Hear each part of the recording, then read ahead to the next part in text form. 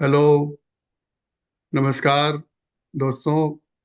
आज हम बहुत ही एक इम्पोर्टेंट टॉपिक पर, अस्थमा इन चिल्ड्रन पर हमारी फैकल्टी हैं, और हम उनका अभिनंदन करते हैं कि उन्होंने टाइम निकाला, और आप सबको इस विषय के ऊपर काफ़ी कुछ चर्चा होगी जो उपयोग होगी पब्लिक में भी, पेरेंट्स में भी, और डॉक्टर्स में भी। Doctor Sonia Bhatt, she is from Agra. Her qualification is MD, Diploma in Allergy and Asthma and Pediatrics, Adolescent Pediatrics, Professor and Head of the Department of Pediatrics, FH Medical College, Agra. She has got a lot of achievement in National Faculty, Advanced Asthma Course, Asthma Training Module, Life Support, Advanced Life Support in IIP and ALS Group, NRP FGM Project, CUP Module, PCC Module, EPIC 1000, Allergic Rhinitis Module, WHO Certified Skill Trainer. Various presentation as faculty in national and international conferences. She is a key position in National Co-Convener Advanced Asthma Course, Faculty Diploma in Allergy, Asthma and Immunology, Center Coordinator, IIP Accredited CPR Training Center of FH Medical College, Agra. Area of interest is allergy and asthma, pediatric pulmonology, and adolescent pediatrics. Great. Lot of publication, 38 published in national and international journal, 5 chapters and in books. Our aim of Dr. Tutea talk show is not to a self-appraisal. It is to update the society. Whatever I have received and whatever our doctors have received in their life, they are returning back to the society from this talk show. If you like, you can subscribe our channel so that we can aim many more things for you. Your suggestion, comments are always welcome, and definitely we will respond to your all the queries at large. I welcome Dr. Sonia ji on this talk show, and we are really grateful to her that she is being so senior and HOD in Medical College, and she has spared time for us, and definitely we are going to be benefited by the answers and the queries on the asthma from her. And my first पहला सवाल मेरा है कि asthma क्या है और इसे गंभीरता से क्यों लेना चाहिए। माय सिंसियर थैंक्स एंड सादर प्रणाम टू यू सर। एंड आपने मेरे बारे में बोला, पर सबसे पहले मैं ये बोलना चाहूंगी कि आज I am blessed to be in your show sir. You have been a guide, teacher, mentor not only to me but thousands of pediatricians all over India sir, and the way you are still serving society, it's really so inspirational for us and I'm really blessed to be in your show. And मैं आज कोशिश करूंगी कि जो माता पिता हैं, parents हैं, जिनको एस्थमा शब्द सुनते ही काफी डर लगने लगता है, और इवन डॉक्टर्स को भी ये वर्ड को लेबल करने में बहुत डर लगता है, क्योंकि डॉक्टर्स को भी ये लगता है कि जिस समय आप अपने उनको बताएंगे कि आपके बच्चे को अस्थमा है, अमूमन सारे पेरेंट्स दवाइयां कराने से पहले डॉक्टर चेंज करना प्रेफर करते हैं। तो हम लोगों की जो एक मुहिम है ये कि इवन डॉक्टर्स और जो पेरेंट्स है वो समझें कि अस्थमा एक ऐसा रोग है या ऐसी बीमारी है जिसको अगर हम समझ लें, उसको हम ठीक से फॉलो करें और डिजीज को ट्रीट करें तो सारे बच्चे एक नॉर्मल जिंदगी बहुत अच्छे से जी सकते हैं। तो आज आपकी और मेरी ये कोशिश रहेगी कि हम समाज को और यंग पीडियाट्रिशियंस को जितना हम लोग नॉलेज दे पाए वो क्वेरीज हम लोग लेंगे। And thank you sir for this. So I will just start sharing my slides, sir. These slides are something which can be used by pediatricians or even parents. They'll feel it to understand asthma in an easier way. So can I share my slides, sir? Yeah. Yes, please. Welcome.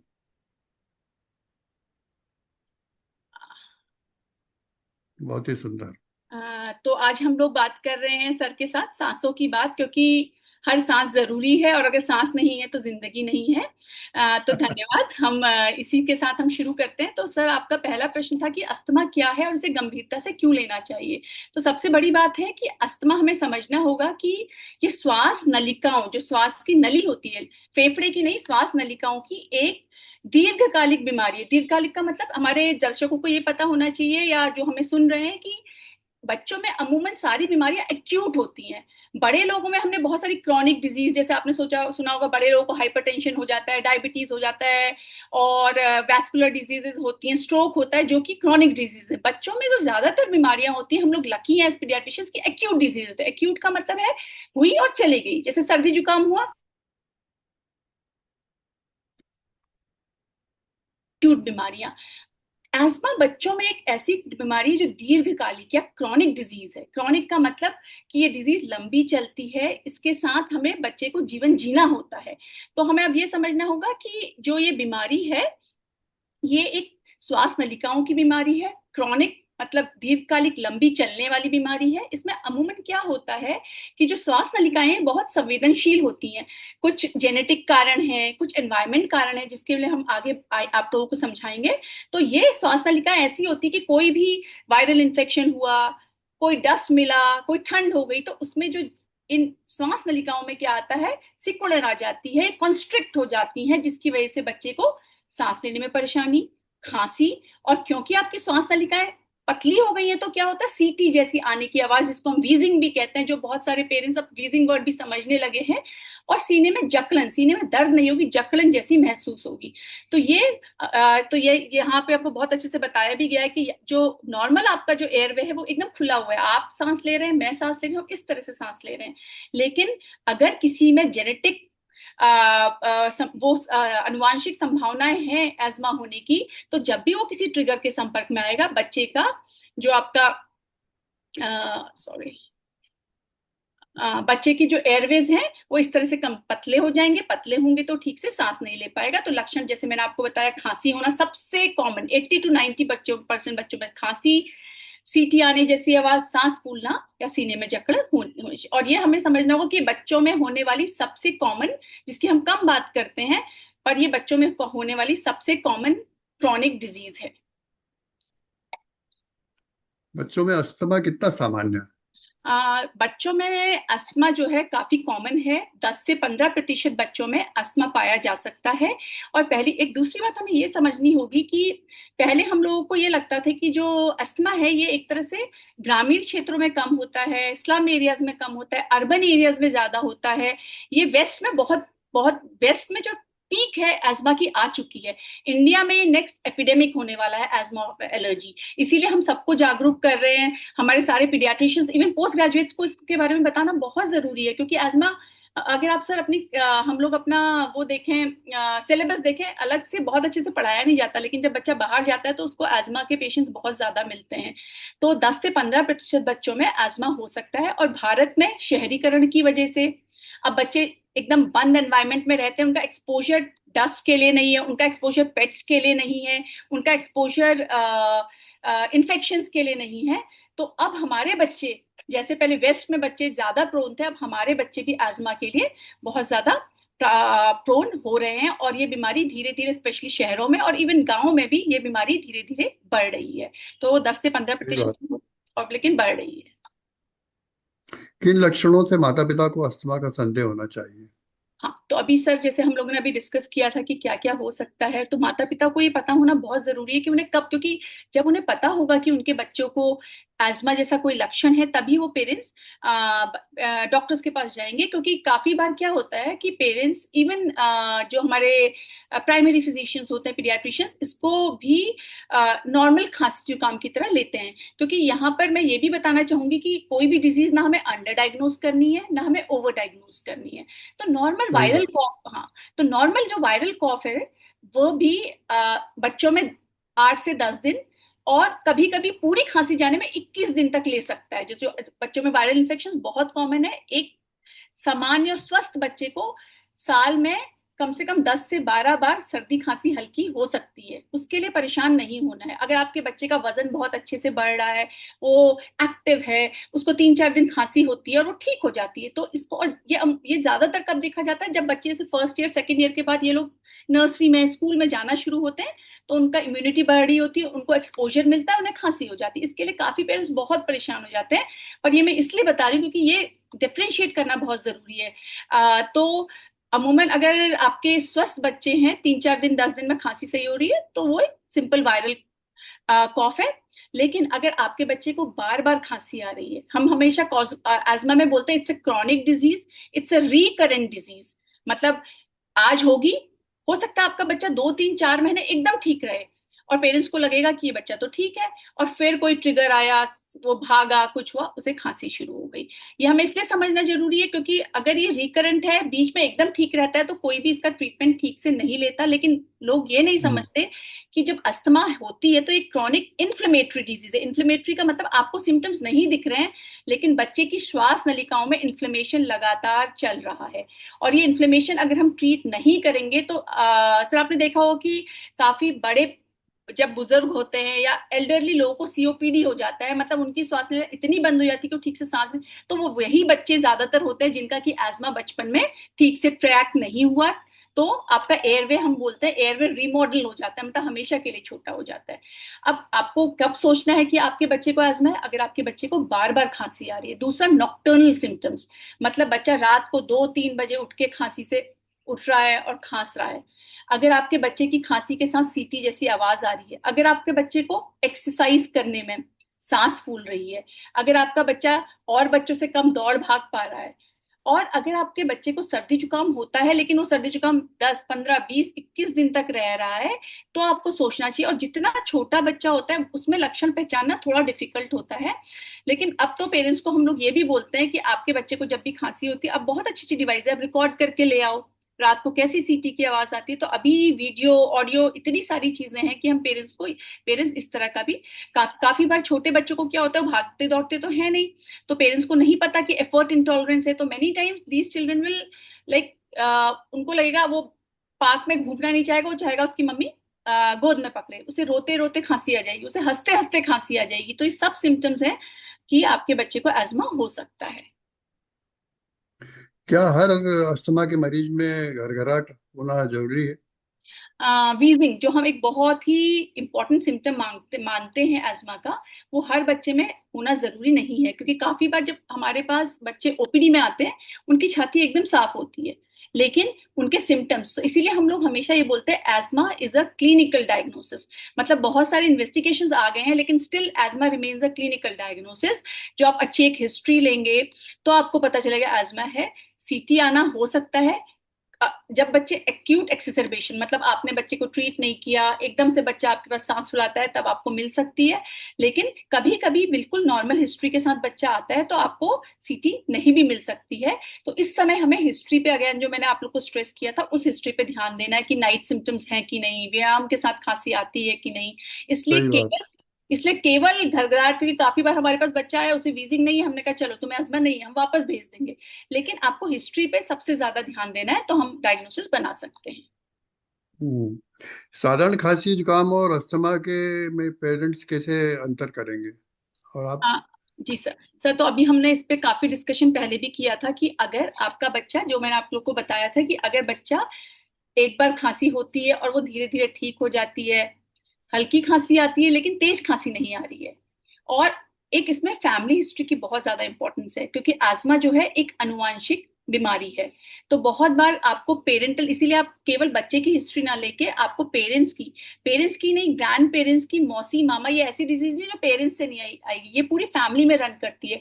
तो अगर आपके पास ऐसा बच्चा आता है तो आपको family history लेना बहुत जरूरी है। तो उसमें केवल अस्थमा या खांसी की हिस्ट्री नहीं लेनी है, इसके साथ बहुत सारी, हम बोलते हैं कोमोबिडिटीज, जैसे कि एलर्जिक राइनाइटिस, बार बार नाक बहना, नाक में खुजली होना, अगर आपके पेरेंट्स को एटोपिक डर्मेटाइटिस, मतलब खुजली की बीमारी थी, ये सब चीजें हैं, तो फैमिली हिस्ट्री लेना भी जरूरी है। और एस्मा के बच्चे में जैसे आपको मैंने बताया, रिकरेंट होगा, बार बार होगा, लंबा होगा, रात को उठेगा, अगर कहीं वो बच्चा मौसम बदलने के साथ खांसी, धूल कणों के साथ खांसी, कुछ खा लिया तो खांसी, ये इस तरह की चीजें हैं, और वो आपको कभी कभी ये होता है कि बच्चा आपके पास काफी दिनों बाद आता है, तो वो आपको ये भी हिस्ट्री दे सकता है कि इससे पहले मेरे बच्चे को 2-3 बार भाप लगाई गई और बच्चा ठीक हो गया। तो वहां हम ये देखेंगे कि जरूर इस बच्चे को कोई ब्रोंकोडायलेशन, जैसे बच्चे हमने कहा कि ब्रोंको कंस्ट्रिक्ट हो जाता है, कोई ब्रोंकोडायलेशन दिया तो बच्चे को इफेक्ट आया। तो हमें ये दोनों चीजें ध्यान रखनी है। और अगर बच्चे को खांसी 15-20-21 दिन से ज्यादा है, बार बार आ रही है, रात की खांसी है, तो हमें जरूर डॉक्टर से सलाह लेनी चाहिए। वैसे अस्थमा होता क्यों है, सोनिया जी? अस्थमा के बहुत सारे कारण है सर। एक्चुअली अस्थमा जो है, ये हम बोलते हैं कि it's a mix of genetics and environment. क्योंकि काफी बार जब पेरेंट्स आते हैं यही पूछते हैं कि हमें क्यों, क्योंकि उसी सेम एनवायरनमेंट में मैं भी रह रही हूँ, उसी एनवायरनमेंट में आप भी रह रहे हैं, उसी एनवायरनमेंट में ये बच्चा भी रह रहा है, या जो जो भी एस्थमेटिक्स है वो रह रहे हैं, लेकिन उन्हें ऐसा होता क्यों है। तो इसमें एक हम बोलते हैं जैसे कि एक खेल है। एक तो आप में जेनेटिक एक जीन आइडेंटिफाई नहीं की गई है, इसके लिए बहुत सारी जीन, 6 नंबर की जीन और बहुत सारी जीन्स है, इसको हम कहते हैं हेट्रोजीनियस। जैसे कुछ कुछ बीमारियों की तो हमें एक जीन पता होती है, कि हमें पता चला है कि डाउन सिंड्रोम 21 ट्राइसोमी। इसमें क्या हेट्रोजीनियस मतलब बहुत अनेकों जीन्स इसमें इन्वॉल्व हैं। तो जीन्स और एनवायरमेंट, तो जब आपकी एक अनुवांशिक प्रवृत्ति है एलर्जी होने की, और उसके साथ आपको एनवायरनमेंट वैसा मिल जाता है, तो आपके एस्मा हो सकता है। तो इसीलिए हमने बोला कि जेनेटिक है, इसीलिए हम पेरेंट्स की हिस्ट्री, मौसी में, मामा में, पेरेंट्स में, इन सब में की हिस्ट्री ले रहे हैं। ऐसा बच्चा जिसमें फैमिली हिस्ट्री है, जिसमें जेनेटिक प्रोस्पेरिटी है, और उसको यही सारे कारण जो यहाँ पर भी, धूल मिट्टी, पालतू जानवर के बाल, वायु प्रदूषण, इन सब का एक्सपोजर मिलता है, तो ऐसे बच्चों में इनकी श्वास नलिका, क्योंकि वो बहुत ज्यादा हाइपर सेंसिटिव एयरवे है, जैसे ये होगा तो कंस्ट्रिक्ट हो जाएगा, सांस लेने में दिक्कत होगी, वहां पे बहुत सारे इन्फ्लेमेटरी मीडिएटर्स आ जाते हैं और धीरे धीरे वहां जमा होके एयरवे को कंस्ट्रिक्ट कर देते हैं। तो basically it's a play of genetics and environment both. वैसे इसके ट्रिगर क्या है? मतलब क्या सर, किन कारणों से होता है, मतलब जैसे हाँ तो आपने सर, पहले बताया कि जेनेटिक हाँ भी है, पर्यावरण से भी है, जी सर, तो और ऐसी क्या कारण हो सकते हैं कि जिनसे अस्थमा हाँ क्यों होता हाँ सर, है? तो उसको इसीलिए ट्रिगर। हमें ट्रिगर्स को आइडेंटिफाई करना बहुत जरूरी है। जैसे कि जब भी हम पेरेंट्स आते हैं तो उनसे ये जरूर पूछते हैं कि उनके घर में कोई स्मोकर तो नहीं है। तो इवन अगर आपका घर में कोई first hand, even second hand smoking हो रही है, तो this is a trigger for the child. आप बहुत इंपॉर्टेंट, बार बार वायरल इन्फेक्शन हो रहे हैं, that is a trigger for the child. एक हम बोलते हैं डस्ट माइट, तो हम धूल की जगह डस्ट माइट, जो घर के हमारी सारी बेडिंग्स वगैरह में काफी डस्ट माइट रहता है, वो बहुत ही इंपॉर्टेंट ट्रिगर है सर बच्चों को एस्मा होने के लिए। तो ये जो डस्ट माइट होता है, ये आप लोग की बेड्स में, सोफाज में, इन सब में रहता है, तो वो भी एक ट्रिगर है। कितना वायु प्रदूषण सर फैल रहा है, वो इंडिया में indoor pollution has and outdoor pollution has become one leading cause of death. मेरे को फिगर्स याद नहीं आ रहे, पर लास्ट इंडिया में I think more than lakhs of people died because of this pollution. उसके अलावा और तेज परफ्यूम, बहुत हम लोग अपने घर में अगरबत्तियां यूज करते हैं, मॉस्किटो कॉइल यूज करते हैं, ये सब ट्रिगर्स हैं। ट्रिगर्स का मतलब क्या है? ट्रिगर का मतलब है कोई भी ऐसी चीज जो कि एयरवे को नुकसान पहुंचाए, एयरवे को कंस्ट्रिक्ट करे और एस्मा के सिम्टम लाए, उसको हम ट्रिगर कहते हैं। तो ये सारे ट्रिगर्स हैं, इसका हमें ध्यान रखना चाहिए। और बहुत सारी स्टडीज ये भी हुई हैं कि अगर मदर स्मोक करती है, तो और अगर नानी या मदर स्मोक करते हैं, तो एपिजेनेटिक, पहले हम जेनेटिक्स की बात करते थे, अब हम एपिजेनेटिक की बात करने लगे हैं, मतलब कि बच्चे के जेनेटिक्स में ही चेंज हो जाएगा, और उसको और बच्चा एस्मा के लिए ज्यादा प्रोन हो जाएगा। अगर mother, even caesarean section is a is a prone factor that a child can have asthma। आप बच्चे को एंटीबायोटिक्स जल्दी शुरू कर देंगे, एस्मा के चांसेस हैं। Even paracetamol, all these things, अगर मतलब अगर हम अननेसेसरी यूज इन सब का कर रहे हैं। Breast feeding is a very protective factor sir. अगर ब्रेस्ट फीडिंग 6 मंथ तक कराएंगे, एलर्जी, एस्मा सबके चांसेस कम हो जाते हैं। फॉर्मूला फेड बच्चों को एस्मा ज्यादा होता है। हम्म। अस्थमा के साथ कौन कौन सी और बीमारियां पाई जाती हैं, हाँ, तो ये हमें जैसे बहुत कि पेरेंट्स कॉन्शियस रहे हैं इस मामले में जी भी? जी सर। तो हमें ये बहुत जरूरी ध्यान रखना है कि एस्मा एक ऐसी डिजीज है जो अपने साथ बहुत सारी साथ में बीमारियां लेके आता है, या उसके साथ एसोसिएटेड बीमारी होती हैं, उनको हम कोमोर्बिडिटीज कहते हैं। कोमोर्बिडिटीज मतलब किसी बीमारी के साथ एसोसिएटेड बीमारी को हम कोमोर्बिडिटीज कहते हैं। ये हमें जानना क्यों जरूरी है? क्योंकि काफी बार क्या होता है, इवन अगर हम एज डॉक्टर्स इन कोमोर्बिडिटीज पे ध्यान दें, पेरेंट्स तो ध्यान दें, वो एक अच्छी बात है, लेकिन as doctors it is very important for us to see to understand that it is comorbid disease with comorbidities, क्योंकि एजमा जब हम सिम्टम कंट्रोल कर रहे होते हैं या जब हम लॉन्ग टर्म ट्रीटमेंट दे रहे होते हैं, अगर हम इन कोमोर्बिडिटीज को ट्रीट नहीं करेंगे या इनको नजरअंदाज करेंगे तो अस्थमा कंट्रोल नहीं होगा। और हमने ये सर बहुत बार देखा है कि बच्चे कोई भी इनहेल कॉर्टिकोस्टेरॉइड अपनी दवा पे हैं, उनकी बहुत हाई डोज चल रही है लेकिन एस्थमा कंट्रोल नहीं हो रहा है। लेकिन अगर आप 3 4 6 फैक्टर्स देखोगे वो किसी ने ध्यान ही नहीं दिए होते हैं।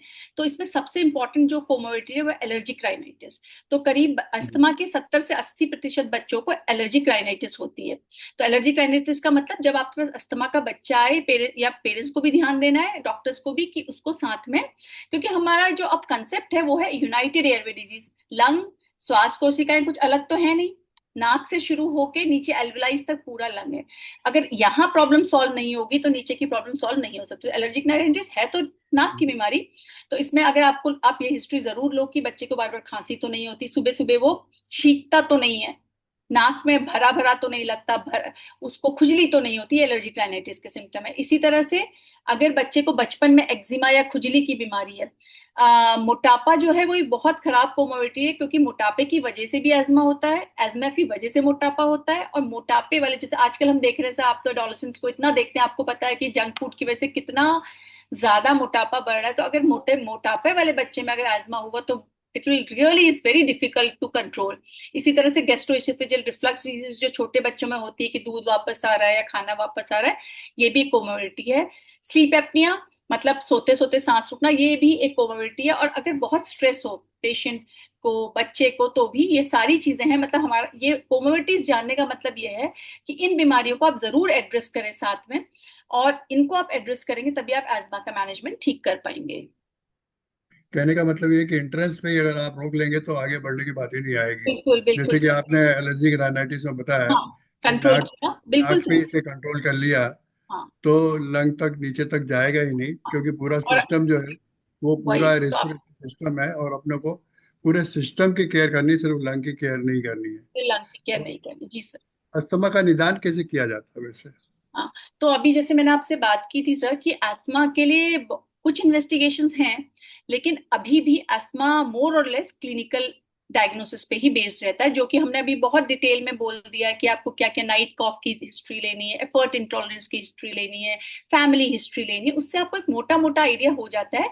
लेकिन 6 साल से ऊपर के बच्चे कुछ ऑब्जेक्टिव मेथड, जैसे हमेशा अक्सर जो हमारी जो मेन मतलब इंटरनेशनल गाइडलाइंस है उसमें से जिना गाइडलाइन जो हम बोलते हैं, ग्लोबल इनिशिएटिव फॉर एस्मा, वो हर साल अपने नए गाइडलाइंस लाता है। तो अभी ये जिना 2026 की गाइडलाइंस आई है, बट ये स्पायरोमीट्री जो है तो गाइडलाइंस बहुत बार चेंज भी होती है, पर now spirometry has come in a big way कि अगर आप 5 या 6 साल से ऊपर का बच्चा है तो स्पायरोमीट्री एक ऑब्जेक्टिव मेथड है जिससे कि आप एस्मा डायग्नोस कर सकते हैं। तो ये एक सिंपल सी एक डिवाइस होती है जिसमें कि हम लोग ये देखते हैं कि बच्चा जब सांस पूरी ले रहा है और जब वो सांस बाहर फेंक रहा है उसमें कितना टाइम ले रहा है। तो एक सिंपल सी हम अगर एज डॉक्टर्स समझें, जब भी सांस की नली कंस्ट्रिक्ट हो जाएगी तो उसको सांस बाहर निकालने में टाइम ज्यादा लगेगा। तो वही एक सिंपल सा रेशियो हम लोग लेते हैं कि पहले फर्स्ट सेकंड में सांस कितनी बाहर निकाल रहा है और बच्चे ने सांस पूरी अंदर क्या ली है। तो ये दिस फॉर डॉक्टर्स एक रेशियो होता है FEV1/FVC, वो निकाल के अगर वो कम होता है तो हम बोलते हैं कि ऑब्स्ट्रक्शन हो सकता है, ये ऑब्स्ट्रक्शन होता है। तो अगर ऑब्स्ट्रक्शन हुआ है तो इसको निदान के लिए भी कुछ ना कुछ होना चाहिए। अगर हम इस ऑब्स्ट्रक्शन को डायग्नोस करके उसके बाद हम ब्रोंकोडायलेटर मतलब जो श्वास नलिकाओं को फुलाने वाली दवा होती है वो देते हैं तो FEV1 जो होता है वो इम्प्रूव हो जाता है। तो ये ऑब्जेक्टिव वे है, 6 साल के बच्चों में हम कर सकते हैं। इसी तरह से 6 साल से कम के बच्चों में सर अब एक और नई टेक्निक आ गई है जिसको हम फोर्स्ड ऑक्सीलोमीट्री कहते हैं, वो भी बहुत सारे सेंटर्स में, इवन हमारे सेंटर में भी की जा रही है, जिससे कि आप, क्योंकि हमेशा सर ऑब्जेक्टिव वे जब होता है ना, पेरेंट्स हिस्ट्री पे बोलेंगे, वो बोलेंगे डॉक्टर साहब मेरे बच्चे को एज्मा आपने लिख दिया, लेकिन आप अगर उनको इन्वेस्टिगेशन के साथ दिखाएंगे तो उन लोगों को, तो एक ये है, ये मेरा मैसेज यंग डॉक्टर्स को है कि जब भी आप ये डायग्नोसिस बनाते हैं तो प्लीज स्पायरोमीट्री या जो भी आपके पास मौजूद है वो करें। इसके साथ साथ नेक्स्ट जो हमने लिखा है, ये पीक फ्लोमेट्री एक डिवाइस होती है जो कि ये मैं अपने दर्शकों को दिखाना चाहूंगी, इसलिए इंपॉर्टेंट है, इससे डायग्नोसिस तो बनती है लेकिन ये हर जो बच्चा एज्मा का डायग्नोसिस का बच्चा है उसके पेरेंट्स के पास होनी चाहिए। ये भी एक सिंपल सी डिवाइस होती है जिसमें कि हम बच्चे को कहते हैं कि तुम सांस फूको और वो बाहर निकालता है। इससे हमें क्या लगता है कि बच्चा किस तेजी से सांस निकाल रहा है। तो अगेन ब्रोंको कंस्ट्रिक्शन है या आपकी श्वास नलिकाएं वो है तो वो ज्यादा टाइम लेगा, तो उसकी फ्लो जो है वो कम होगी। तो ये हम पेरेंट्स को इसलिए देते हैं कि जो हम दवाइयां दे रहे हैं वो काम कर रही है नहीं कर रही, बच्चा ठीक से दवाई ले रहा है। इस पीक फ्लोमेट्री हर पेरेंट्स को बच्चे के पास होनी चाहिए। ये इसलिए जरूरी है कि जैसे मान लो अगर माँ बाप अपने बच्चे को ठीक से ट्रीटमेंट दे रहे हैं, वो रोज पीक फ्लोमेट्री कर रहे हैं, एक दिन अगर पीक फ्लोमेट्री कम आएगी तो उन्हें अंदाजा आएगा कि हो सकता है मेरे बच्चे को आज कोई ट्रिगर है, आज मेरे बच्चे को दिक्कत हो सकती है। तो ये एक इंपॉर्टेंट है। इसी तरह से कभी कुछ कंडीशंस में हमें एलर्जी टेस्ट भी करना पड़ सकता है। छाती का एक्सरे जो है ये अस्थमा की डायग्नोसिस के लिए जरूरी नहीं है, लेकिन अगर बच्चा आपके पास पहली बार आ रहा है, बहुत बीमार आ रहा है, आपको लग रहा है कि अस्थमा के अलावा कोई और बीमारी हो सकती है, तो हम क्या कर सकते हैं, एक्सरे कर सकते हैं। ये हम जरूरी इसलिए है कि ब्लड इन्वेस्टिगेशन से अस्थमा की डायग्नोसिस नहीं बनती है, तो अननेसेसरी ब्लड टेस्ट हम लोगों को नहीं कर सकते। तो क्लिनिकल डायग्नोसिस फर्स्ट, आपके पास मौजूद है तो स्पायरोमीट्री, फोर्स ऑक्सीलोमीट्री, पीएफआर आप यूज करें, मॉनिटरिंग के लिए हर पेरेंट को दें, जरूरत पड़ने पे ही एलर्जी टेस्ट या एक्सरे करें। तो ये मैसेज होगा सर मेरा। उपचार का उद्देश्य क्या है वैसे? हाँ सर, तो उपचार का उद्देश्य जो है अगर हम बात करें तो हर बीमारी के उपचार का उद्देश्य यही होता है कि एक तो बच्चा स्वस्थ रहे। जो स्वस्थ रहे। हाँ जी, एक तो एक्यूट कंडीशन जो होती है उसमें तो सर हमने दवा दी, बच्चा ठीक हो गया, स्वस्थ हो गया। अब ये मैंने जैसे है, क्योंकि जो हमने बोला कि अस्थमा बच्चों में सबसे कॉमन क्रॉनिक प्रॉब्लम है, ये बच्चों में एडमिशन, इमरजेंसी एडमिशन का सबसे कॉमन कारण है, ये बच्चों में स्कूल एब्सेंटिज्म का सबसे कॉमन कारण है, ये बच्चों की क्वालिटी ऑफ लाइफ को गिराने वाला एक डिजीज, क्रॉनिक डिजीज है जो सबसे कॉमन कारण है। तो वही सब चीज को हम दिमाग में लेके चले तो हम क्या चाहेंगे, एक मेरा बच्चा स्वस्थ रहे, एक उसको दिनचर्या डेली लाइफ एक्टिविटीज में कोई प्रॉब्लम ना रहे, वो खेल सके, दौड़ सके अपने बच्चों की तरह, और अस्पताल बार बार ना जाना पड़े।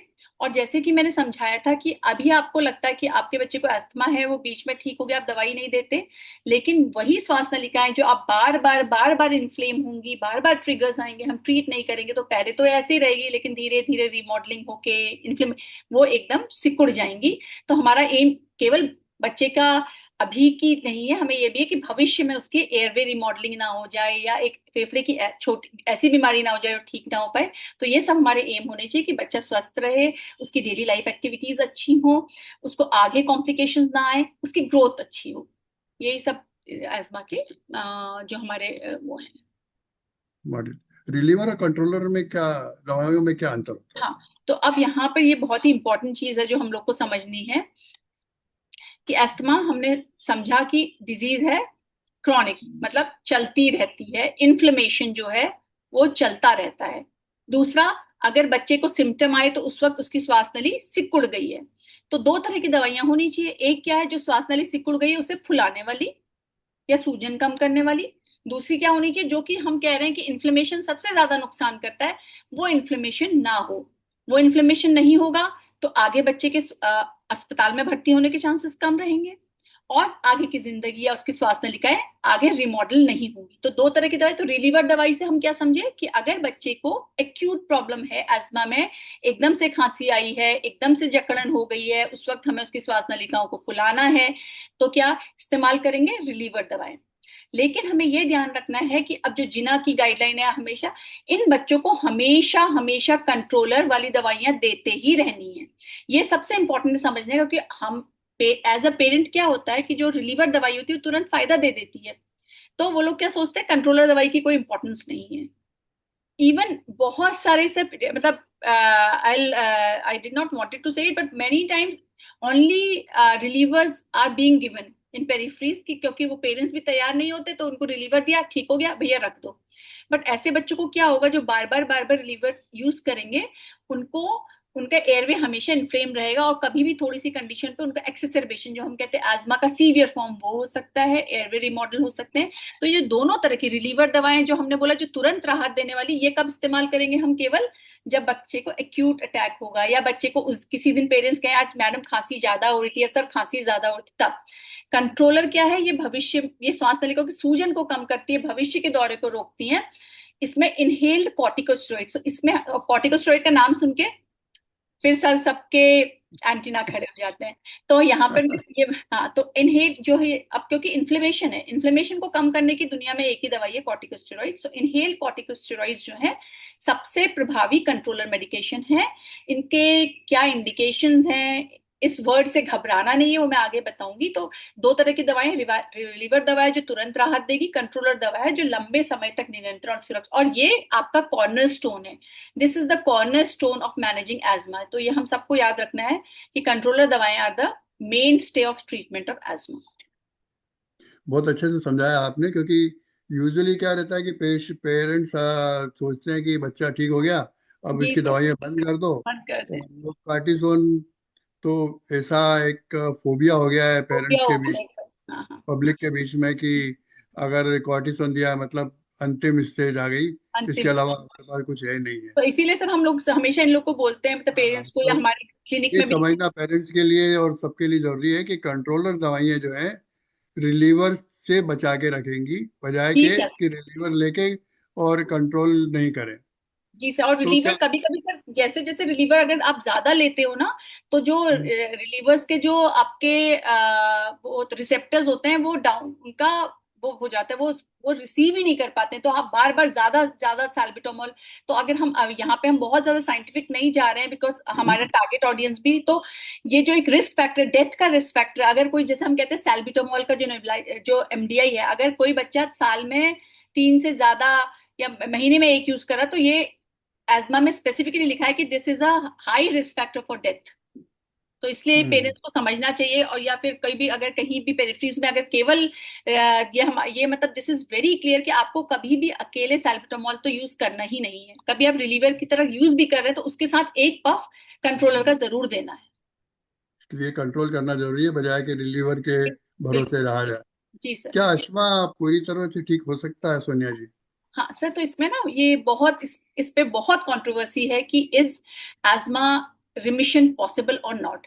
क्योंकि ये आपका जो है एक अनुवांशिक बीमारी, आप एक टेंडेंसी लेकर ही आए हो, आप एक टेंडेंसी हम्म, लेकर आए हो। तो ये बच्चे हमेशा, मतलब काफी बार क्या होता है, एजमा पूरी तरह से कंट्रोल हो जाता है। Even I would say my daughter is also asthmatic, so I have gone into depth for this disease. तो क्या होता है, अस्थमा कंट्रोल हो जाता है। अस्थमा में हम अपने बच्चों को कभी धीरे धीरे धीरे करके ऑफ मेडिकेशन भी कर देते हैं, लेकिन उस बच्चा जिसमें एक जेनेटिक प्रॉब्लम, वो हमेशा एक रिस्क पे रहता है कि कभी कोई ट्रिगर से उसको ये प्रॉब्लम आ सकती है। तो ये कहना कि पूरी तरह से ठीक हो जाएगा थोड़ा सा मुश्किल है। लेकिन अगर आपने बीमारी समझ ली है, आपने एक छोटा सा ये पंप अपने पास रखा हुआ है, हो सकता है सालों साल कुछ ना हो, लेकिन अगर आपको एक बार डायग्नोज हुआ है, तो आई वुड से कि you are at risk of exacerbation कभी भी। तो ये आपके पास होना चाहिए। It's a fully controllable disease. It is a disease which can be nicely understood, which can be managed very nicely with parents, but remission is complete remission is still a controversy.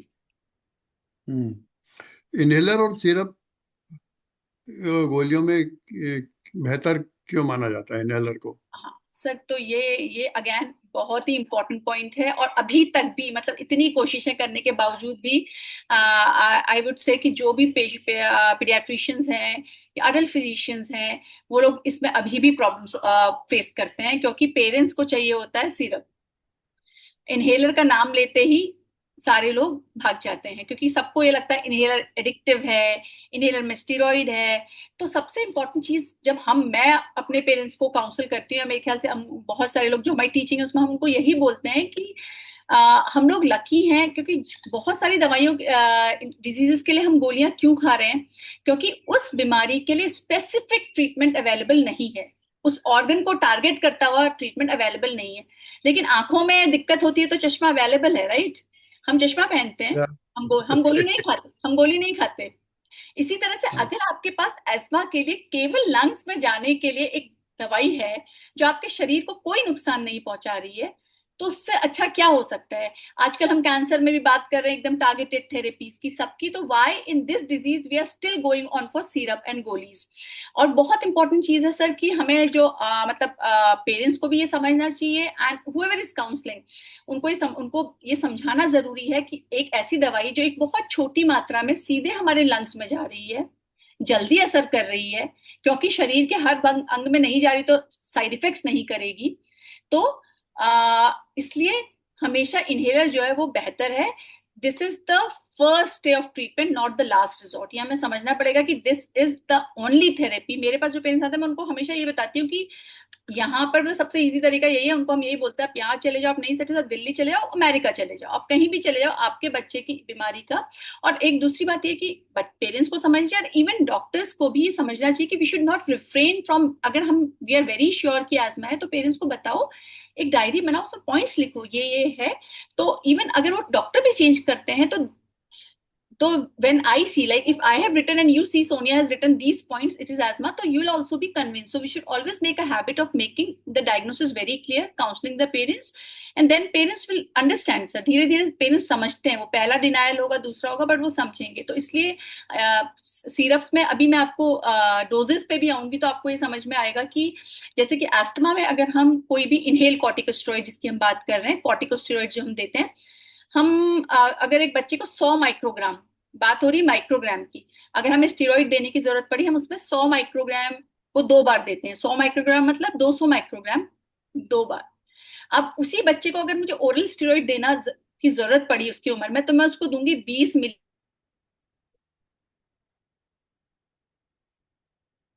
तो आप oral में dose कितनी ज्यादा दे रहे हैं, कितना नुकसान कर सकती है वो।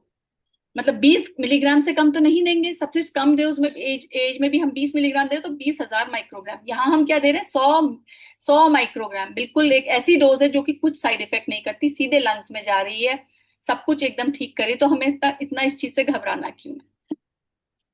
It's a local treatment rather than the systematic treatment कि जो या आपके पेट में नहीं जा रहा है, आपके शरीर में नहीं घूम रहा नहीं जा रहा है, है, बस जहाँ लोकलाइज चाहिए इफेक्ट कर रहा है, कोई जहाँ इसका कोई चाहिए नुकसान नहीं। वहां जा रहा है तो इफेक्ट भी जल्दी कर रहा है। ओरल हाँ, medication will take time, first pass metabolism होगा, लिवर से जाएगा, यहाँ आएगा, तब तब इफेक्ट आएगा। और इतनी लार्ज डोज, मतलब आप 1000 गुना ज्यादा डोज दे रहे हो क्योंकि आपका वो हाँ, सीधे लंग में नहीं जा रहा है, तो आप 1000 गुना ज्यादा डोज दे रहे हो। यहाँ आपकी 1000 गुना कम डोज से काम चल रहा है, तो साइड इफेक्ट्स कहाँ, इमीडिएट इफेक्ट भी मिल रहा है, इमीडिएट इफेक्ट भी मिल इमीडिएट रहा है। इफेक्ट, तो साइड इफेक्ट्स कहाँ कम हुए, केवल इसमें कम हाँ, है ना सर। तो ये लोग नहीं समझ पाते, लेकिन now we have made sure कि उनको सब कुछ दिखा के हम बताते कि देखो ये इतनी डोज है, अब ये मिलीग्राम माइक्रोग्राम अब सबको पढ़ना आता है, तो वो समझा के it becomes easy to tell them that this is the best therapy. तो स्पेसर का क्या महत्व है? हाँ सर, तो अभी मैं आपको जैसे बता रही थी कि ये जो दवाई है, ये इनहेलर है, इसको भी लेने का एक तरीका होता है। तो जब हम ये इनहेलर से हम अब दवाई देते हैं तो करीब 5 से 10%, मतलब लोग घबराते हैं पता नहीं कितनी जाएगी। तो अब मैंने बताया मैंने कितना दिया बच्चे को, 100 माइक्रोग्राम का पफ दिया, उसमें से कितनी दवाई जाती है, 5 से 10% वो काम कर देती है। ठीक है, लेकिन कभी कभी जब लेकिन हमें 5 से 10%, लेकिन हम इतना देर तो हम क्या चाहेंगे। और इसमें क्या जरूरत होती है, क्योंकि जब हम ये एक पंप दे रहे होते हैं बहुत तेज स्पीड में निकलता है, तो बच्चे को कोऑर्डिनेट करना होता है, कोऑर्डिनेट करके गहरी सांस लेके अंदर लेना होता है और कोऑर्डिनेशन की जरूरत होती है। तो हम क्या है कि आप, और जब ये बहुत तेज तरह से जाता है तो ये आपके ओरोफेरिंग्स में, मतलब लंग्स में जाने के बजाय कहाँ डिपॉजिट हो जाता है, ओरोफेरिंग्स में। तो उसके लिए एक और डिवाइस है स्पेसर, ये हम बच्चे को लगा के उसके बाद इसे खोल के फिर हम लोग देते हैं। तो इससे बहुत सारे फायदे हैं स्पेसर के। ये जो स्पेसर है ये क्या करता है, दवाई को यहाँ पे स्टोर कर लेता है, स्टोर कर लिया तो आप आराम से सांस लेते रहो, धीरे धीरे दवाई आपके अंदर जाती रहेगी।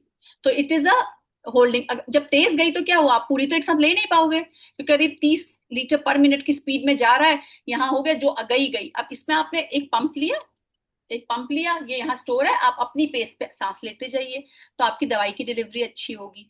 ओरोफेरिंग्स में स्टेरॉइड नहीं लगेगा तो कभी कभी कैंडिडियासिस वो नहीं होगी। तो ये मतलब केवल बच्चों के लिए ही नहीं, बड़ों के लिए भी, मतलब जो बेस्ट थेरेपी मानी गई है वो है एमडीआई विद स्पेसर। दूसरी चीज हम दर्शकों को ये भी बताना चाहेंगे कि ये जो इसमें जो है सर केवल 1% दवाई है, 99% प्रोपेलेंट और सारी चीजें हैं। तो कभी भी स्पेसर को इनहेलर को इस्तेमाल करें तो उसे बहुत अच्छे से शेक करना होता है, तभी वो जो दवा है वो नीचे आके आपको मिलेगी। तो आपने ऐसे ही कर लिया तो नहीं होना है। तो हमेशा जो MDI plus spacer is the standard therapy of treating ESMA.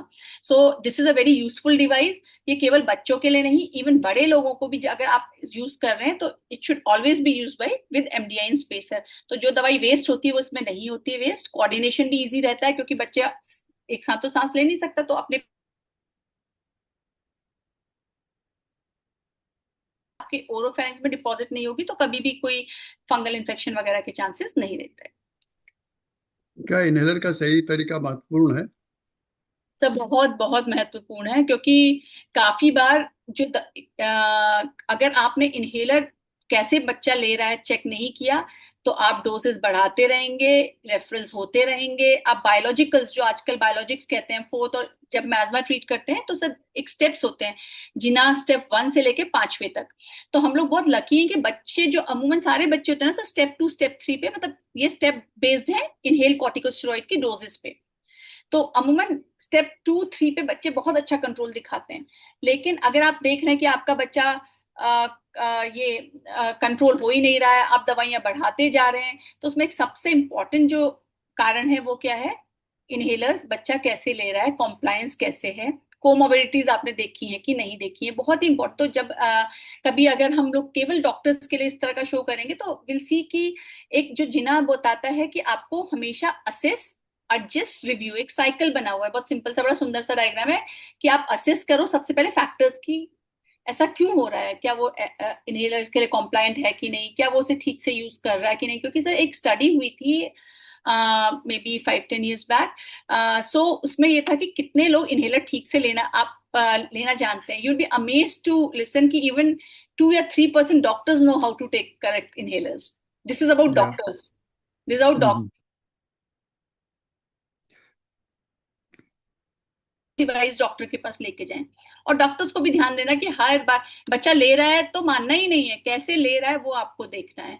क्योंकि ज्यादा इम्पोर्टेंट है। हाँ, हमेशा दवाइयां आगे बढ़ाना, इन्वेस्टिगेशन आगे करना, ऑल्टरनेटिव कॉज ढूंढने से पहले आप सबसे पहले ये देखें। क्योंकि जैसे मैंने आपको बताया ना, अगर आप अच्छे से शेक नहीं कर रहे हैं, अगर आप पहले सांस बाहर नहीं छोड़ रहे हैं, आप इसके बीच में ठीक से नहीं दबा रहे हैं, आप गहरी सांस लेके सांस नहीं रोक रहे हैं, आप ये सब स्टेप्स नहीं कर रहे हैं, अगर आपको 2 बार पंप लेना है तो पहले और दूसरे पंप के बीच में गैप नहीं दे रहे हैं, मतलब आप, अगर मैं आपके बच्चे को 2 बार पंप बोलती हूँ तो आप अमूमन पेरेंट्स करेंगे ऐसे ठक, फिर 1 बार ठक, खत्म। तो आपको अगर दूसरे बार देना है तो फिर आपको 30 सेकंड से 1 मिनट तक रुकना है, ताकि ये यहाँ पे जो ठंडी गैस होती है वो हट जाए, फिर शेक करना है, फिर देना है। तो ये 7 स्टेप्स हैं जो टोटल आपको बार बार फॉलो करने हैं।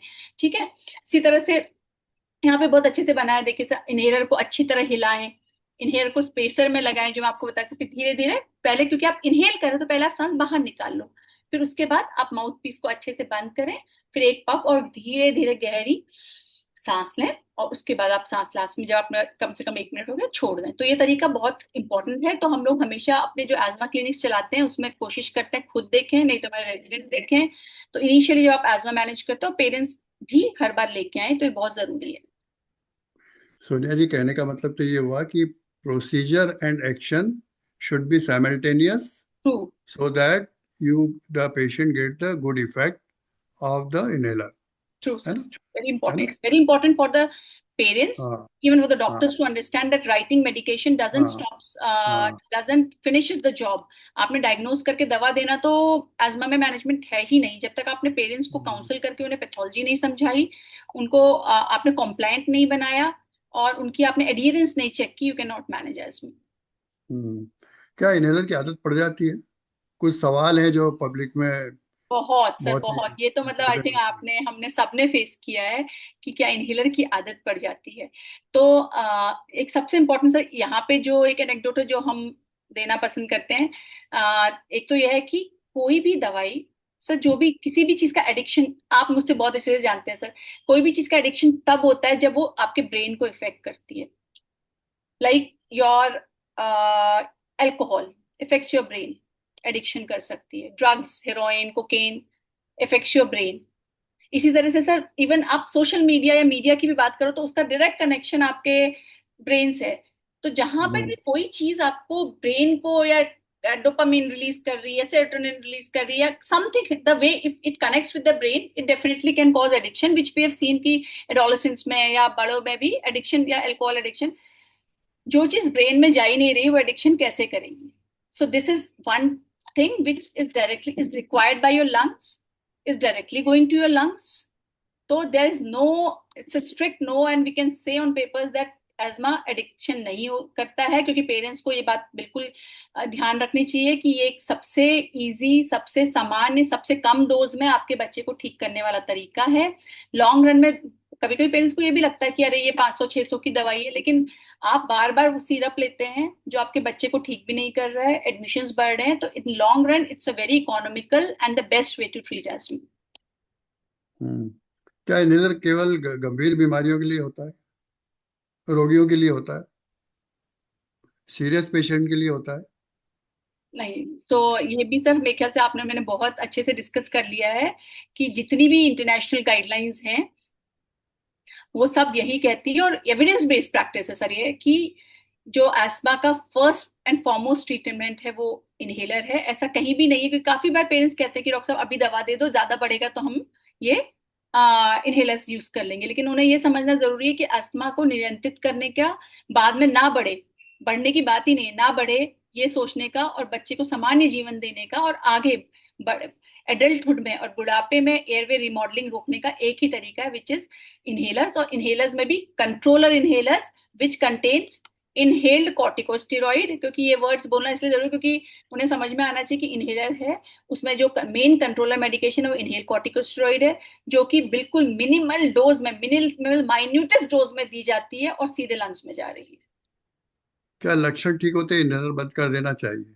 नहीं, बिल्कुल भी नहीं सर, क्योंकि अगर आपने लक्षण बंद होते ही इनहेलर बंद कर दिया तो ये आपको अ, गंभीर, आपको जो हम कहते हैं इसको, मतलब एक्सेसरबेशंस, एस्मा के exacerbations are the most dangerous.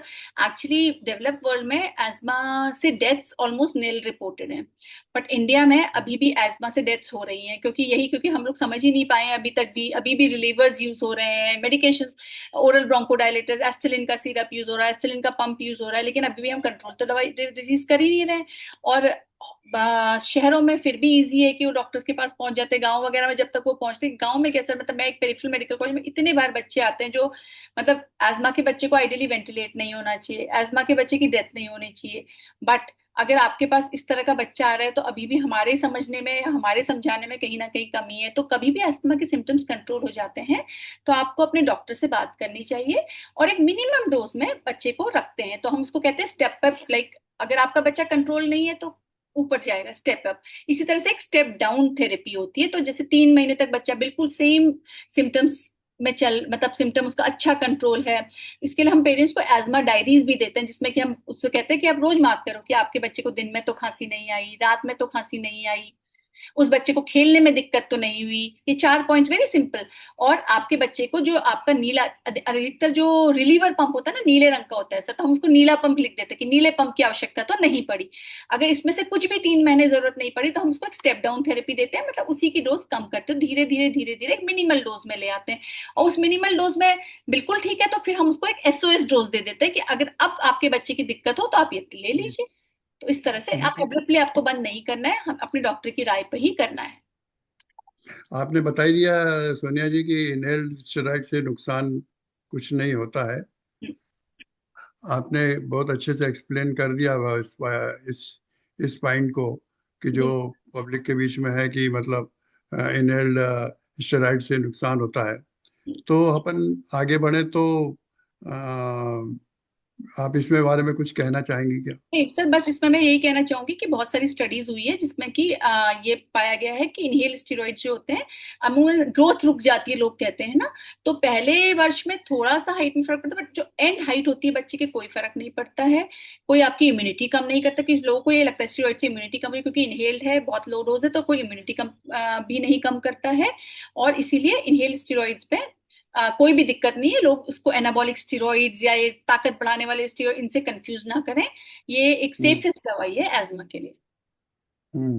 ये क्या बच्चों की लंबाई पर बढ़ने पर कोई असर पड़ता है क्या इसका? नहीं सर, ये बहुत सारी चीज यहाँ पर भी लिखा है, और इस पे बहुत ज्यादा स्टडीज हुई हैं, बहुत ज्यादा डेटा है कि इनिशियल 1 या 2 ईयर्स में आपको लग सकता है कि थोड़ा सा 1 आध सेंटीमीटर का है, पर आपके बच्चे का जो हाइट पोटेंशियल है वो कभी कम नहीं होगा, जो आपके बच्चे का जेनेटिक पोटेंशियल है वो रीच करेगा बच्चा, और इस तरह का कोई भी खतरा नहीं है।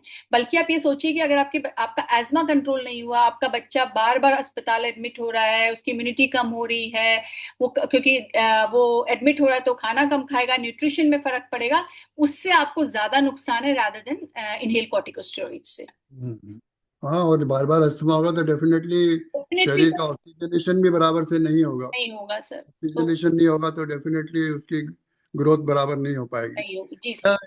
इनहेलर किडनी या लीवर को नुकसान पहुंचाते हैं क्या? जी नहीं सर, ये हम लोग बहुत बार डिस्कस कर चुके हैं कि बॉडी में किसी ऑर्गन में ये जा ही नहीं रहा है, तो परेशान होने सही की बात। जरूरत नहीं, क्योंकि ये सब हम इसलिए डिस्कस करें कि पेरेंट्स को यही लगता है हाइट तो कम नहीं रह जाएगी, बार बार इन्फेक्शन तो नहीं हो जाएगा, इसके गुर्दे तो नहीं खराब हो जाएंगे, इसका जिगर तो नहीं हम्म। खराब हो जाएगा। तो इसका हम्म। सबका आंसर बहुत ही स्ट्रांग नहीं है। हम्म। क्या केला, दही या आइसक्रीम खाने से अस्थमा होता है क्या? ये सर, ये हमारी इंडियन जो मेंटेलिटी है। मेंटेलिटी बहुत ज्यादा है इस तरह की कि ये नहीं, साउथ में भी sir, I was in south, मतलब लाइक एमसी फॉर 9-10 years, वहां पर भी सब लोग यही कहते थे। लेकिन जो ये रिलेशन है सर फूड इसका और एजमा का, मतलब नगण्य है। आप अपने बच्चे को अच्छा न्यूट्रिशन देते रहे। मेरे पास तो अगर पेरेंट्स आते भी हैं तो फिर मैं उनसे यही बोलती हूँ कि अगर तुमने 2 महीने केले नहीं दिए थे, तुम्हारे बच्चे को खांसी नहीं हुई? कहते हुई। तो मैंने कहा तो दो, खांसी उसको वैसे भी होनी है, वैसे भी होनी है, आप घी नहीं दोगे तब भी होगी, तो एटलीस्ट उसका ग्रोथ, न्यूट्रिशन तो नहीं कॉम्प्रोमाइज होगा। तो ये न्यूट्रिशन सब कॉम्प्रोमाइज नहीं करना नहीं चाहिए। करना, न्यूट्रिशन बिल्कुल कॉम्प्रोमाइज, क्योंकि हम्म। पेरेंट्स इस चीज को रिलेट करते हैं। कुछ बहुत ही कुछ बच्चों में जो रियल फूड एलर्जी होती है सर, जिसके लिए कि आगे बहुत सारे टेस्ट है जो कि हम इस पॉडकास्ट में नहीं डिस्कस कर पाएंगे। तो रियल हम्म। फूड एलर्जी जिनको होती है, जिसके लिए बहुत सारे आगे के टेस्ट हैं, उन बच्चों को हो सकता है ऐसा हो। बट एक जो जनरल हम अम्ब्रेला टर्म यूज करते हैं ना, आइसक्रीम मत देना, संतरा मत देना, केला मत देना, दही नहीं देना, वो सब, घी नहीं देते, और बच्चे most of them they will be underweight. क्यों नहीं डॉक्टर साहब, घी डाला तो ऐसा हो गया? तो हम बोलते हैं फिर आप घी डाल, आप इस हफ्ते पूरा घी डालो, दिक्कत हो तो हम फ्री में देख लेंगे, तुम आ जाना हमारे पास। तो क्या आई कोई थिंक घरेलू नुस्खे हैं क्या इलाज के? एस्मा को कंट्रोल करने के नहीं, लेकिन हाँ कुछ नहीं। चीजें हैं, जैसे कि आप मतलब पेरेंट्स कहते हैं कि हमने गुनगुना पानी दे दिया और हमने भाप दे दी, इससे आपको एक हम बोलते हैं ना सब्जेक्टिव इंप्रूवमेंट जरूर मिल सकता है। जैसे क्योंकि काफी बार जो खांसी होती है, जैसे कि आप जो नॉर्मल वायरल कॉफ होती है उसमें तो कोई दवाई काम नहीं करती ना, उसमें हम लोग यही बोलते हैं कोई दवाई नहीं देनी है, आप पानी के सिप्स दे दो, आपके जो कॉफ रिसेप्टर्स है वो थोड़े से सप्रेस हो जाते हैं। तो इस तरह से ये जो आपके होते हैं, ये आपको एक फीलिंग ऑफ गुडनेस, अगर आपके थ्रोट में इरिटेशन है वो कम कर सकते हैं। बट आप बोलो कि ये डिजीज को ट्रीट करते हैं नहीं। और काफी बार अगर आप ओवर रिलायंस इन सब में होगी आपकी, काफी बार लोग कहते हैं ना हमें आयुर्वेदिक दवा दे रहे हैं मैडम, ये कह रहे हैं, तो ओवर रिलायंस होगी तो ऐसे सांस फुलाते ना आए कि हम उसके लिए कुछ ना कर पाए। तो ओवर रिलायंस से ये सब हो जाता है। लेकिन पेरेंट्स, काफी बार पेरेंट्स आप समझाते हैं वो डर जाएंगे, वो चुप चले जाएंगे, वो यही करते रहेंगे, and then they will come in exacerbation. क्या अस्थमा नियंत्रित न रहे तो क्या हो सकता है?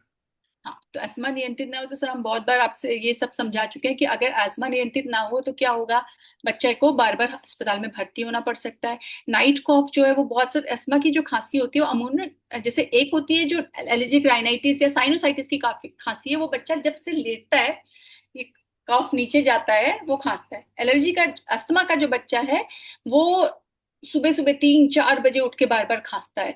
तो उसको अगर वो ऐसे खांसेगा तो उसके स्कूल में एब्सेंट ज्यादा होगा, तो ऐसे बच्चों को दिक्कत ज्यादा होगी और उसकी स्कूल की परफॉर्मेंस खराब होगी, वो खेल कूद नहीं पाएगा। कितने सारे बच्चे जो होते हैं वो खेल कूद नहीं पाते, उन्हें पसंद होता है खेलना पर नहीं खेल पाते, क्योंकि उन्हें जैसे खेलेंगे उन्हें सांस फूलने लगती है, छाती में जकड़न होने लगती है। और मैंने पहले ही बताया uncontrolled asthma will cause difficulty in adulthood, COPDs in adulthood, तो वो तो सब खतरा रहेगा ही हमेशा। क्या लंबे समय तक अनियंत्रित अस्थमा से फेफड़ों को स्थायी नुकसान हो सकता है? हाँ सर, बिल्कुल हो सकता है, क्योंकि वही हमने जो आपको समझाया कि ये पहला डायग्राम शायद मैंने आप लोग को दिखाया था कि अगर ये आपके सामान्य श्वास नली है, ये रिमॉडलिंग, मतलब रिमॉडलिंग का मतलब है कि इंफ्लेमेटरी मीडिएटर्स टू बी, मतलब अगर आम जनता को हम बोले कि कुछ इस तरह की तत्व आपके शरीर से निकलते हैं जो कि आपके एयरवे को खुद ही कमजोर करते रहते हैं। और अगर हम मेडिकल टर्म में बोलते तो there lot of inflammatory mediators like interferon alpha, leukotrienes, ये सब आके धीरे धीरे आपके एयरवेज में एयरवे रिमॉडलिंग करके इसको परमानेंटली, देखिए ये वाला, अगर ऐसा एयरवे हो तो हम सांस कैसे लेंगे?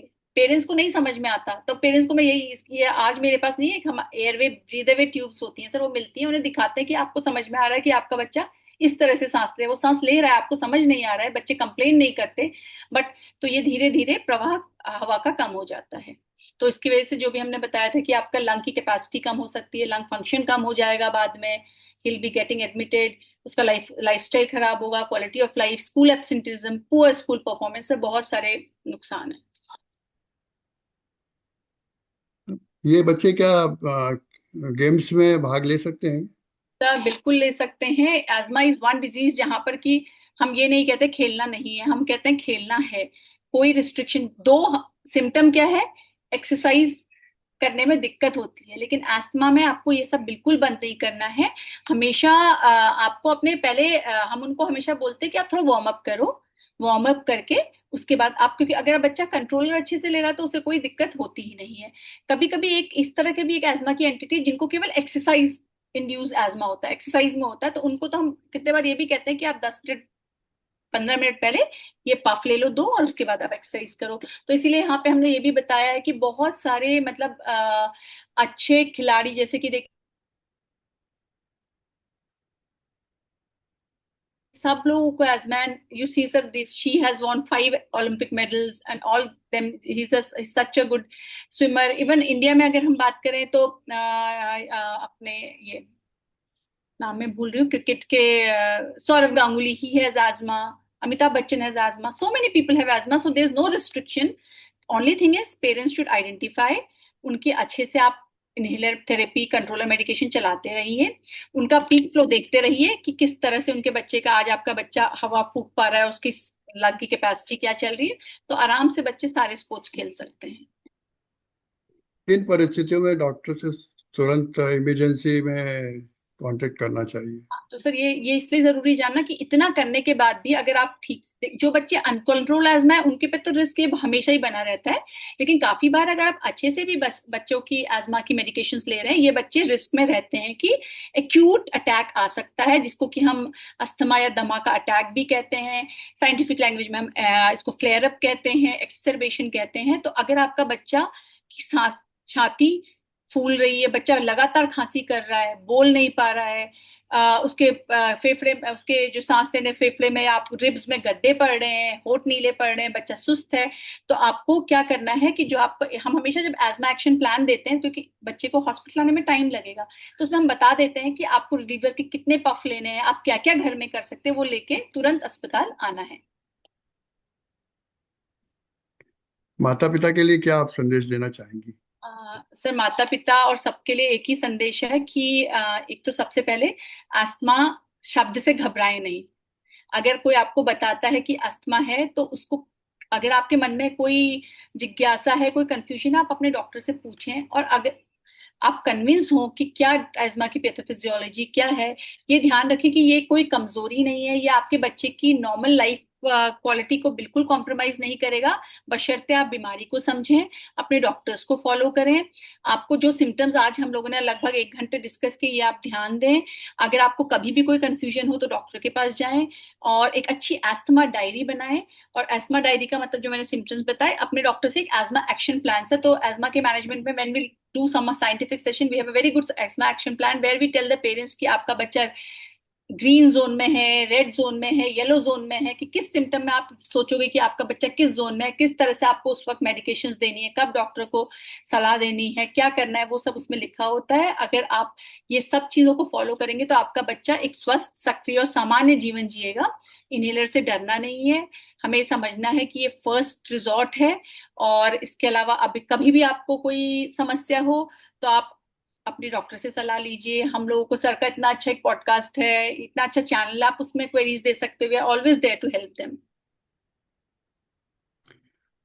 बहुत खूब। सोनिया जी, आपने बहुत ही अच्छे से पूरा एलाबोरेट करा है सब्जेक्ट को। और मैं उम्मीद करता हूँ कि जो आपने हेडिंग दिया, सांसों की बात, मैं बोलता हूँ इसके लिए तो सांसों की जीवन तो सांसों की माला है। अगर हमने सांस को ही नहीं संभाला जी तो सर। जीवन को कैसे संभालेंगे? जी सर। तो पेरेंट्स से बहुत गुजारिश है कि वो अच्छे से इसको सुने, समझें और फॉलो करें, और डरे नहीं, कोई भी बीमारी है तो उसका इलाज है, उपलब्ध है, और उसको फॉलो करें और अपने बच्चों को स्वस्थ रखें और उनको स्वस्थ जीवन प्रदान करें। Thank you so much, sir. And मैं यहाँ पे ये भी बोलूंगी, if some young doctors are seeing this podcast, so sir, we also run an advanced asthma course. तो हमारा एम अब यही है, जो भी हमारा एक आईएपी नेशनल रेस्पिरेटरी चैप्टर ने एक बीड़ा उठाया है कि हम एस्मा की एजुकेशन जो है इंडिया के हर डॉक्टर के पास पहुंचाएंगे। तो हम करीब 1000 से ज्यादा डॉक्टर्स को इसमें ट्रेन कर चुके हैं। ये हमारा एक 3 महीने का सर ऑनलाइन कोर्स होता है, और उसमें फिर हम्म। पर्सनल कांटेक्ट सेशन होता है। तो people are very interested sir, क्योंकि जब तक हमारे मन से एज डॉक्टर्स एजमा लेबल करने से का डर नहीं हटेगा, just because patients will not follow, we may lose patient, तब तक हम डॉक्टर बच्चों को पेरेंट्स को कन्विंस नहीं कर पाएंगे। तो शायद together if we will work, doctors, parents, everyone will work together, definitely will get success. Thank you so much sir, I will stop sharing. Thank you so much Sonia ji, आपने इतना टाइम निकाला और पेरेंट्स को, डॉक्टर्स को और general public को जो आपने अपडेट करा है, इट इज़ रियली में बहुत ही महत्वपूर्ण है। और उम्मीद है कि सभी को इसको सुनकर समझेंगे और इसको फॉलो करेंगे और अपने बच्चों को स्वस्थ जीवन प्रदान करेंगे। थैंक यू आपके सो आने मच। का बहुत बहुत शुक्रिया, धन्यवाद, आई अभिनंदन। Am thankful sir, and I always be happy कि हम कभी भी ऐसा कुछ काम करें सर, क्योंकि मेन एम हम लोग का यही है कि हम कितनी भी साइंटिस्ट, अब ये मेरा हमेशा मानना है कि हम कितनी भी साइंटिफिक रिसर्च कर लें, अगर वो ग्रास रूट पर जो हमारा बच्चा है उस तक वो फायदा नहीं पहुंच रहा है, हम साइंटिफिक फोरम्स में हम कितना भी बोलते रहें, लेकिन अगर वो हम जो बच्चे को हम ट्रीट कर रहे हैं, जिस पेरेंट्स को हम ट्रीट कर रहे हैं, अगर वहां तक ये नॉलेज नहीं पहुंच रही है, वहां बदलाव नहीं आ रहा है सर, तो मेरे ख्याल से हम सबकी मेहनत व्यर्थ ही है। तो इस तरह की चीजें सर जरूर होनी चाहिए, और हम हमेशा sir, I always be. Doctor Tuteja doctor Tuteja talk show का सिर्फ एक ही एम है कि हर मेडिकल फील्ड में जो भी रिसर्च हो रही है और जो जनरल नॉलेज है वो पब्लिक तक पहुंचे, जिससे कि पब्लिक, हमारे भारत की पब्लिक जो है, स्वस्थ रहे और सुखी रहे, और उनको डॉक्टर्स के पास नहीं जाना पड़े जी और स्वस्थ सर, रहें। अगर बिल्कुल। वो बराबर से फॉलो करेंगे तो डेफिनेटली उनको इमरजेंसी में कहीं भी जाना नहीं पड़ेगा, ऐसी हमारी उम्मीद है। धन्यवाद। धन्यवाद थैंक यू। आपका सर। थैंक बाकी जो भी हमारे आपके सब्सक्राइबर्स हैं जो इसे देखेंगे, आई थिंक कि सबको फायदा करेगा। Thank you sir, thank you so much. You so much.